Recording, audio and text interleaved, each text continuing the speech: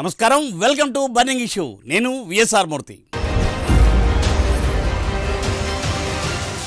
ఆంధ్రప్రదేశ్ పల్లెల్లో గాజు గ్లాసు గలగలలతో మోత మోగిపోతోందా? విజయోత్సవ ఆవిర్భావ సభతో తెలుగునాట ఉత్సవం అన్నట్లుగా వాతావరణం క్రియేట్ అయింది. పుష్కర కాలంలో పార్టీని అగ్రభాగా నిలబెట్టిన జనసేనాని ఎన్నికలలో 100% స్ట్రైక్ రేట్తో సరికొత్త చరిత్రనే లిఖించారు. ఒకే ఒక్క ప్రకటనతో డబుల్ ఇంజిన్ సర్కార్ ఏర్పాటు చేసి ఔరా అనిపించారు. సాక్షాత్తు ప్రధాని నరేంద్ర మోదీ పవన్ను తుఫాన్తో పోల్చిన సంఘటన అందరికీ ఎప్పటికీ గుర్తుంటుంది. ఇంకోవైపు 151 స్థానాలతో బలంగా ఉన్న వైసీపీని పవన్ గాలికి తుడిచిపెట్టుకుపోయిన పరిస్థితి రాష్ట్రంలో ఏర్పడింది. రాష్ట్రం కోసం తనను తాను తగ్గించుకున్న పవన్ ప్రజల గుండెల్లో ఎంతో ఎత్తుకు ఎదిగిన ప్రజానాయకుడు అయ్యారు. 11 ఏళ్ల సుదీర్ఘ ప్రయాణం పూర్తి చేసుకుని 12వ వసంతంలోకి అడుగుపెట్టిన జనసేన ప్రయాణంలో ఎన్నో కీలక మైలురాళ్లున్నాయి.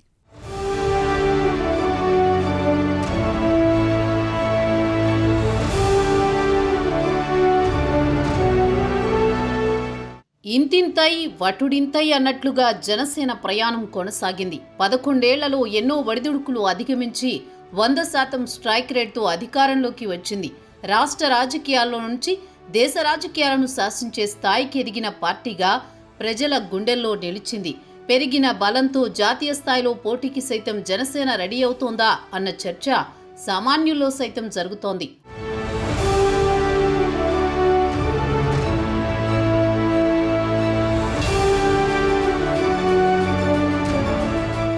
పదకొండేళ్ల సుదీర్ఘ ప్రయాణం పూర్తి చేసుకుని 12వ వార్షికోత్సవాన్ని జరుపుకుంది జనసేన. ఒక్కసారి జనసేన సుదీర్ఘ ప్రయాణంలోకి తొంగి చూస్తే ఎన్నో మైలురాళ్లు కనిపిస్తాయి. నాటి ఉమ్మడి ఆంధ్రప్రదేశ్లోని అస్తవ్యస్త పాలనా విధానాలతో విసిగిపోయిన ప్రజలు ఒక బలమైన రాజకీయ ప్రత్యామ్నాయం కోరుకుంటున్న వేళ పారదర్శకమైన సుపరిపాలనే లక్ష్యంగా పవన్ కళ్యాణ్ 2014 మార్చి 14న జనసేన పార్టీని ప్రారంభించారు. ప్రజాస్వామ్యంలో ప్రజలకు సుపరిపాలన అందాలంటే రాజకీయ పరమైన జవాబుదారీతనం కావాల్సిందేనంటూ ఆవిర్భావ సభలో ఆయన నినదించారు. ప్రజల సమస్యల మీద ప్రభుత్వాన్ని ప్రశ్నించి వాటి పరిష్కారానికి జనసేన నిజాయితీగా కృషి చేస్తుందని ప్రకటించారు. జనసేన 7 కీలక సిద్ధాంతాలు ఒకసారి చూస్తే కుల అంతరాలను తగ్గించడం, మతాల ప్రస్తావన లేని రాజకీయం, భాషల్ని గౌరవించే సంప్రదాయం, సంస్కృతులను కాపాడే సమాజం, ప్రాంతీయతను విస్మరించని జాతీయవాదం, అవినీతిపై రాజీ లేని పోరాటం, పర్యావరణాన్ని విస్మరించని ప్రగతి, ఇలా 7 కీలక సిద్ధాంతాలతో ఏర్పడిన జనసేన వాటి సాధన కోసం అవిశ్రాంత కృషి చేస్తోంది.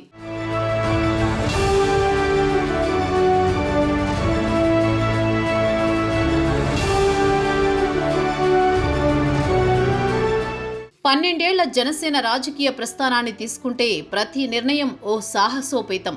ఆవిర్భావ మొదటి రోజే కాంగ్రెస్ హటావో దేశ్ బచావో అన్నారు. పార్టీ పెట్టిన మొదటి రోజే ఇలా మాట్లాడే ధైర్యం ఒక్క జనసేనకే ఉంది. 2024 ఎన్నికల ప్రచారంలో భాగంగా వైసీపీని అధఃపాతాళానికి తొక్కకపోతే నా పేరు పవన్ కళ్యాణ్ కాదు, నా పార్టీ జనసేనే కాదు అన్న మాట ఆంధ్ర రాష్ట్ర రాజకీయాల్లో పెను సంచలనం. ఇల్లేమో దూరం, అసలే చీకటి గాఢాంధకారం, దారంతా గతుకులు, చేతిలో దీపం లేదు, కానీ గుండెల నిండా దమ్ము ధైర్యం ఉంది. రోమాలు నిక్కపొడిచే ఈ ఒక్క మాటే తారక మంత్రంలా పనిచేస్తుంది.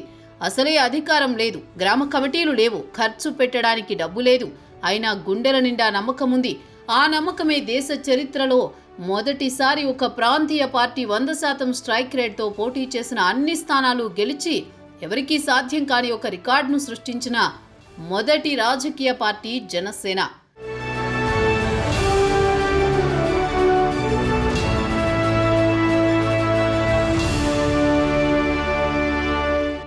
సయోధ్య లేని టీడీపీ బీజేపీలను కలిపి కూటమిగా ఏర్పాటు చేసి తన వ్యూహంలో భాగంగా ఎక్కడ నెగ్గాలో కాదు ఎక్కడ తగ్గాలో తెలిసిన వాడే నాయకుడు అన్నట్లుగా తన సీట్లు త్యాగం చేసి ఎన్డీఏ కూటమిని అధికారంలోకి తెచ్చి ఈరోజు అటు కేంద్రంలో ఇటు రాష్ట్రంలో అధికారాన్ని నిలబెట్టి తన వ్యూహ రచనతో విజయ శంఖం పూరించిన నాయకుడు పవన్ కళ్యాణ్ మాత్రమే. అందుకే ప్రధాని సైతం పవన్ కళ్యాణ్ కాదు తుఫాన్ అన్నారు.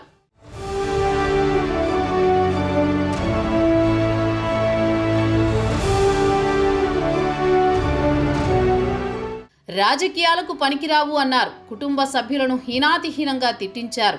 అడుగడుగున అడ్డుకున్నారు. ఆదాయం లేకుండా టికెట్ల రేట్లు తగ్గించారు. ప్రాణ స్నేహితుల చేత తిట్టించారు. ఒకానొక సమయంలో చంపడానికి కూడా పూనుకున్నారు. పార్టీలో ఉన్న నాయకులను బెదిరించి పార్టీని ఖాళీ చేయించారు. గెలిపించుకున్న ఒక్క ఎమ్మెల్యేను కూడా లాగేసుకుని ఒంటరిని చేశారు. చివరికి వాలంటీర్ల చేత రాష్ట్ర వ్యాప్తంగా ధర్నాలు, అక్రమ కేసులు, రోజు సోషల్ మీడియాలో వ్యక్తిగత జీవితం మీద వీడియోలు చేసి వ్యక్తిత్వ హననం చేశారు. ఒక్క సీటు గెలవలేదు. అసలు ప్రజాబలం లేదు అన్నారు. అసలు రాజకీయమే చేత కాదు అన్నారు. ఒంటరివాడు అన్నారు. సినిమా ఆర్టిస్టుకే పనిచేస్తారు, రాజకీయాలకు పనికి రారు అన్నారు. పార్టీని ప్రజారాజ్యంలాగా అమ్మేసుకున్నారు అన్నారు. అధికార పార్టీ బెదిరింపులు, పోలీసుల చేత వార్నింగులు, పార్టీ కార్యకర్తలపై అక్రమ కేసులు, పార్టీ కార్యకర్తలకు సంక్షేమ పథకాలు తొలగించారు. జనసేన మద్దతుదారుల కుటుంబాల్లో పనిచేసే ప్రభుత్వ ఉద్యోగుల్ని వేధించారు. రోజు బెదిరింపులు, వీర మహిళల్ని సైతం పరుగులు పెట్టించి కొట్టించారు. అర్ధరాత్రి వరకు పోలీస్ స్టేషన్లలో నిర్బంధించారు. జనసేన పార్టీకి సంబంధించిన కార్యకర్తల వ్యాపారాలు ఆపించారు. పాత కేసులు ఉంటే వాటిని తిరగదోడి బెదిరింపులు, గ్రామాల్లో ప్రచారం జరగకుండా కిడ్నాప్లు, మహిళల మీద రాళ్లు రువ్వడం, రౌడీలతో కొన్ని చోట్ల దాడులు, మరోపక్క సోషల్ మీడియాలో కోట్లు ఖర్చు పెట్టి పెయిడ్ ఆర్టిస్టుల చేత ప్యాకేజీ స్టార్ అని, దత్తపుత్రుడు, 3 భార్యలు అని తిట్టించారు. మెగా కుటుంబంలో ఆడవారిని సైతం బూతు బొమ్మలతో మార్ఫింగ్ చేసి మానసికంగా హింసించారు. ఇలా ఎన్నో అవమానాలు ఎదురైన అన్నింటినీ భరించారు. మొక్కవోని అకుంఠిత దీక్షతో నీతి నిజాయితీగా పోరాడారు. ప్రాణం పోయినా మాట తప్పను, అవినీతి అరాచకాలపై నా పోరాటం ఆగదు అన్నారు. మీలో నలుగురొచ్చి నా పాడె మోసినంత కాలం జనసేన జెండా ఉంటుంది అన్నారు. అసలే అధికారం లేదు, గ్రామ కమిటీలు లేవు, ఖర్చు పెట్టడానికి డబ్బు లేదు. అయినా గుండెల నిండా నమ్మకం ఉంది. ఆ నమ్మకమే ఈరోజు జనసేనని పల్లెసేనగా మార్చింది. యువ ఓటర్లు సైతం మాకు 25 కేజీల బియ్యం కాదు, 25 ఏళ్ల భవిష్యత్తు అని నిరూపించారు. 100% స్ట్రైక్ రేట్తో గెలిపించారు.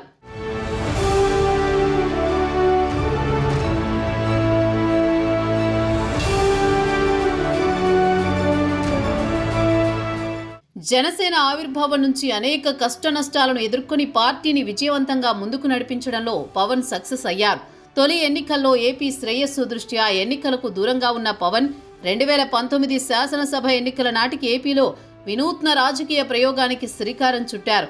కులాల మధ్య విభజనను తగ్గించి సమరసతను పెంపొందించాలనే గొప్ప లక్ష్యమే ఆనాడు ఆయనను కొత్త కూటమి వైపు మొగ్గు చూపేలా చేసింది.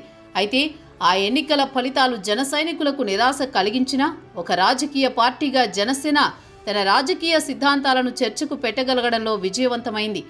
మద్యం, డబ్బు పంచకుండా జనసేన నుంచి వచ్చిన సాధారణ కార్యకర్తలకు పోటీ చేసే అవకాశం కల్పించడం ద్వారా ఆరోగ్యకరమైన ప్రజాస్వామ్యాన్ని తీసుకొచ్చేందుకు పవన్ చేసిన ప్రయత్నం విద్యాధికులు, మేధావులను ఆయనకు దగ్గర చేసింది.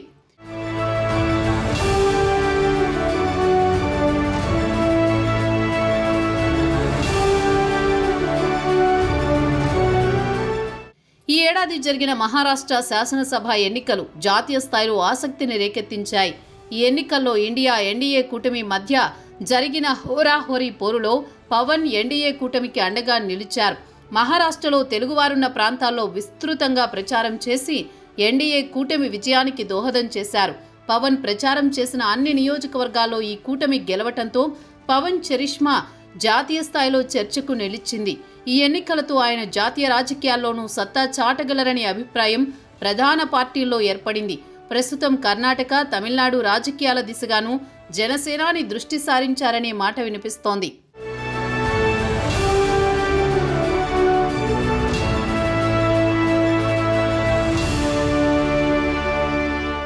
ప్రస్తుతం ఏపీలో వైసీపీ కంటే రెట్టింపు స్థాయిలో జనసేన బలంగా స్థిరంగా ఉంది.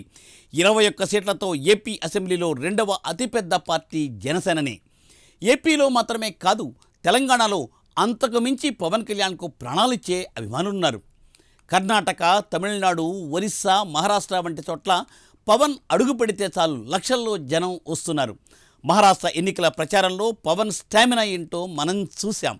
అదే ఊపుతో దేశ రాజకీయాల్లో సైతం జనసేన కీలక పాత్రను పోషించనుందా?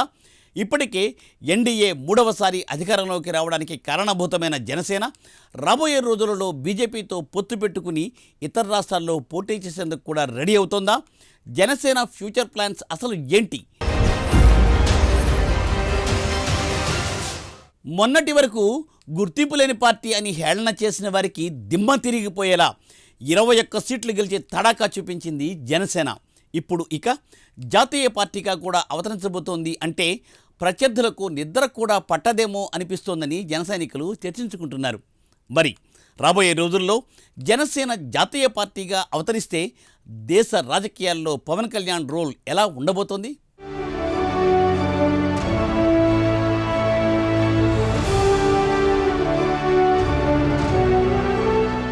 2024వ సంవత్సరం జనసేనకు గొప్ప విజయాలను అందించింది. దశాబ్ద కాలంగా ఢక్కాముక్కీలు తిన్న జనసేనకు జాతీయ స్థాయిలో గుర్తింపు తెచ్చిన ఏడాదిగా నిలిచింది. 2024 అసెంబ్లీ ఎన్నికల్లో జనసేన తరపున పోటీ చేసిన 21 మంది ఎమ్మెల్యేలు, 2 లోక్సభ అభ్యర్థులు అఖండ విజయాన్ని సాధించి 100% స్ట్రైక్ రేట్ను సాధించగలిగారు. ఈ విజయంపై జాతీయ స్థాయిలో చర్చకు దారితీయడమే గాక పవన్ భిన్నమైన రాజకీయ దృక్పథం పలువురికి ప్రేరణగా నిలిచింది. తాజాగా జరిగిన జనసేన ఆవిర్భావ సభ విజయోత్సవ సభగా నభూతో నభవిష్యతి అన్నట్లుగా జరిగింది. రాజకీయం అంటేనే పదవులు, అధికారం అనే అభిప్రాయం ఉన్న సమయంలో జనసేన పార్టీ ఆవిర్భావం జరిగింది. పార్టీ ఏర్పాటు జరిగిన తొలి అసెంబ్లీ ఎన్నికలకు జనసేన దూరంగానే ఉండిపోయింది. అయినా నిబద్ధత కలిగిన జనసేన పార్టీ కార్యకర్తలు, పవన్ అభిమానులు, మద్దతుదారులు, పార్టీ సానుభూతి పరులంతా ఏపీ కోసం పవన్ చేసిన త్యాగాన్ని గుర్తించి పార్టీకి మరింత దగ్గరయ్యారు. 2019 ఎన్నికల్లో జనసేన ఆశించిన ఫలితాలను సాధించకపోయినా జనసేన కార్యకర్తలు పవన్ నాయకత్వంలో మున్ముందుకే సాగారు తప్ప ఏ దశలోనూ నిరాశ చెందలేదు.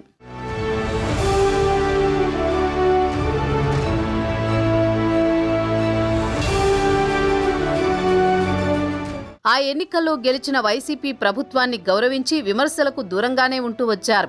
కానీ అధికార ఆహంతో వైసీపీ నేతలు విపక్షాలను అణచివేసే ప్రయత్నం చేయడంతో పాటు పవన్ జన సైనికుల మీద దాడులకు తెగబడడంతో జనసేనాని అసమానమైన రీతిలో ఆ దాడిని ప్రతిఘటించి జన సైనికుల్లో ఆత్మవిశ్వాసాన్ని నింపారు.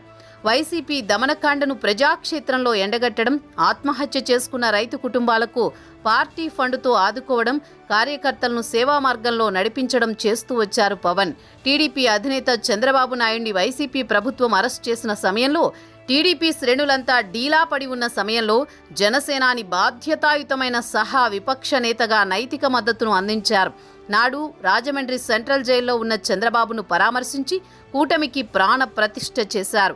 నాటి పవన్ ప్రకటనే నేటి ఏపీ ప్రభుత్వానికి, కేంద్రంలోని ఎన్డీఏ ప్రభుత్వానికి ఆక్సిజన్గా నిలిచింది.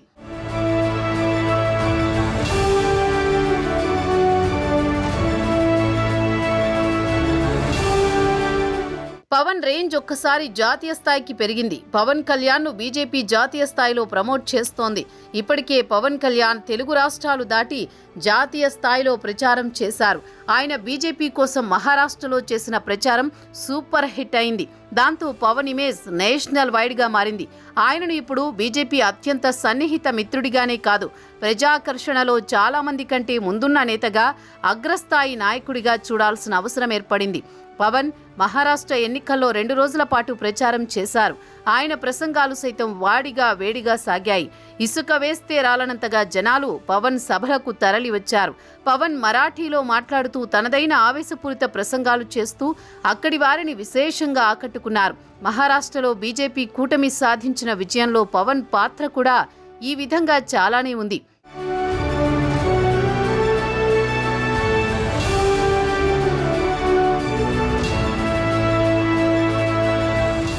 పవన్ రోడ్ షోలతో పాటు అనేక బహిరంగ సభలు నిర్వహించారు.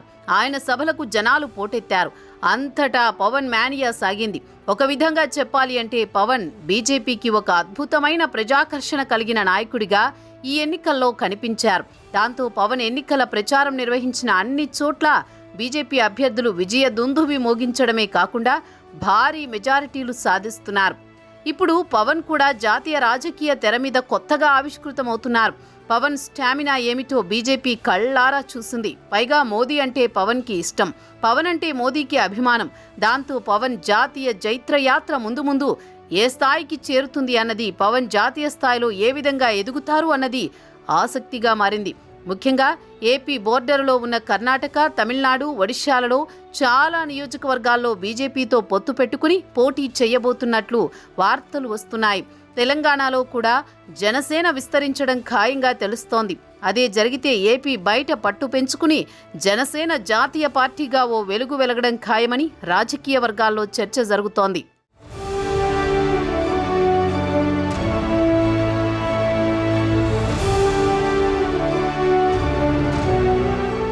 తిరుమల లడ్డూ ప్రసాద నెయ్యి కల్తీ వివాదం సమయంలో పవన్ కళ్యాణ్ పూర్తిస్థాయి హిందుత్వ నేతగా తెరపైకి వచ్చారు. వారాహి సనాతన ధర్మ డిక్లరేషన్ కూడా ప్రకటించారు. ఈ సమయంలో ఆయన జాతీయ స్థాయిలో ట్రెండ్ అయ్యారు. తమిళనాడులోనూ హాట్ టాపిక్ అయ్యారు. ఓ టీవీ ఛానల్కు పవన్ కళ్యాణ్ ఇచ్చిన ఇంటర్వ్యూ హైలైట్ అయింది.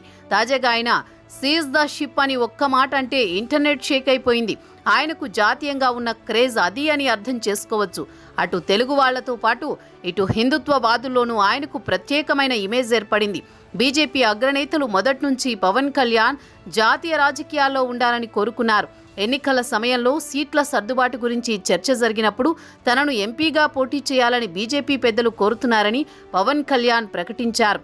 తప్పనిసరి అయితే పిఠాపురంతో పాటు కాకినాడ నుంచి ఎంపీగా కూడా పోటీ చేస్తా అన్నారు. తర్వాత ఆయన ఎమ్మెల్యేగానే పోటీ చేశారు. అయితే పవన్ ఏపీ రాజకీయాల్లో చక్రం తిప్పుతున్నా దేశ స్థాయిలో జనసేన విస్తరణకు అడుగులు పడే అవకాశం ఉందని రాజకీయ పరిశీలకులు చెబుతున్నారు. బీజేపీ మొదట్నుంచి పవన్ను ఆప్తమిత్రుడిగా భావిస్తోంది. ఎందుకంటే పొత్తులో బీజేపీ కోసం పవన్ సీట్లు త్యాగం చేశారు. టీడీపీని పొత్తులోకి తెచ్చి కేంద్రంలో అధికారం దక్కడానికి కారణమయ్యారు.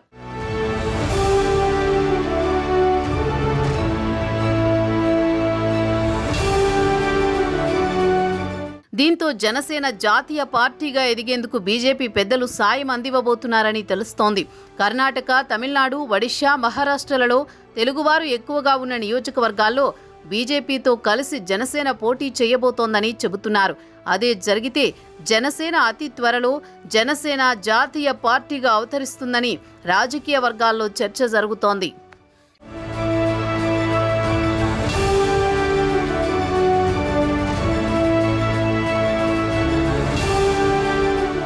పవన్ కళ్యాణ్ ఆ పేరు వింటే ఎవరికైనా పూనకం వచ్చేస్తుంది. ఎందుకంటే ఒక సినిమా హీరోగా, ఒక రాజకీయ నేతగా మాత్రమే కాదు, ఒక మానవతావాదిగా, డబ్బుపై ఆశ లేనివాడిగా, సంపాదించిన మొత్తం సమాజానికి సేవ చేసేందుకే వెచ్చించే వ్యక్తిత్వం శత్రువులకు సైతం నచ్చడం విశేషం. అందుకే ప్రపంచంలోనే యువతలో అత్యధిక ఫాలోయింగ్ ఉన్న వ్యక్తిగా పవన్ కళ్యాణ్ నిలిచిపోయారు. పవనిజం అంటే అదొక మతం అన్నట్లుగా యువతలో పవన్పై అంతులేని అభిమానం ఉంది. జనసేన జాతీయ పార్టీగా ఎదిగేందుకు పవన్లోని నీతి నిజాయితీలే పెట్టుబడిగా ఉపయోగపడడం ఖాయం. చూడాలి మరి జనసేన జాతీయ రాజకీయ శక్తిగా ఏ మేరకు ప్రభావం చూపుతుందో అన్నది. ఇక ఇది ఇవాల్టి బర్నింగ్ ఇష్యూ. మరో ఎపిసోడ్తో మళ్ళీ కలుద్దాం. నమస్తే.